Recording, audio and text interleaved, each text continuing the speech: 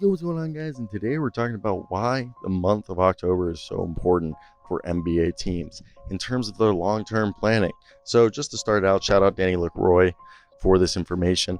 But the start of the regular season obviously is the most important part of this. But then you have the non-expiring veteran extension deadline, which means guys like Donovan Mitchell are going to be, looking at their contracts, as well as Drew Holiday, Paul George, and Kawhi Leonard. Then you have the rookie scale extension deadline, which occurs a little bit after that, and sometimes known as the Derrick Rose rule. This is where we're going to see James Wiseman, Killian Hayes, basically, I guess you would say, the Obi Toppins, the Sadiq Beys of the world are going to be getting their deals. And then on Halloween, you have the rookie scale option, where we're going to see teams make a decision on the guys like, you remember when the Suns gave up on Jalen Smith? That's where. So we've already seen Josh Primo, Usman Garuba, Josh Christopher, and Kawhi Jones have their options decline, but we're going to see James Bouknight and Keon Johnson see if they're going to get it. So let's get right into it. I want to hear your thoughts. Did you guys know about these deadlines? What are your thoughts about these deadlines, and how important are they? So let's start with the non-expiring veteran extension deadline,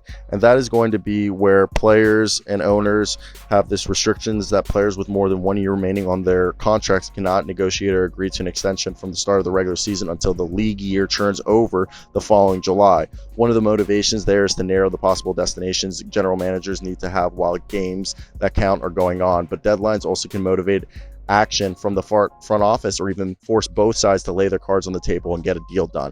For high-end players, one challenge is that the CBA restricts the length of a veteran extension for everyone, but designates veteran eligible players for 5 seasons, but that counts any years remaining on their current deal. So, for example, if we use Donovan Mitchell, if he were interested in re-upping with the Cavs, he would have to wait until July 2024 to sign a new deal, which would be a 209 4-year deal instead of the 3-year 151.8. That's why a lot of these guys like Donovan Mitchell, like who else? I'm trying to think of someone that we talked recently about, that they're basically saying, hey, I think it's Giannis Antetokounmpo, that he's waiting until next season to sign the deal. It's not because they don't want to sign with the teams. It's because it's just simple economics. Am I going to sign the 3-year $151 million deal now, or wait 9 months and sign a 4-year $209 million? I know basic math, and I know which deal I'm going to do. So there is a nuanced situation which, when it comes to players with options for 24 to 25, the basic rule is that only players with expiring contracts can negotiate extensions with their teams in season, but the CBA permits option decisions, player or team options, to happen ahead of their deadline. So assuming the player's extension eligible based on the other criteria such as contract length and time since signing their last deal, the sides are allowed to make the player have an expiring contract by declining the option, then ink a new extension, typically in one swoop. So we'll probably see Drew Holiday, Kawhi Leonard, and Paul George situation, be clarified with this deadline passing in the coming days, which I think is in 10 days. Now, the rookie scale deadline. So for years now, first round picks on their first, contract, when you hit that 4-year mark, if they want, before the start of the season, they can sign an extension.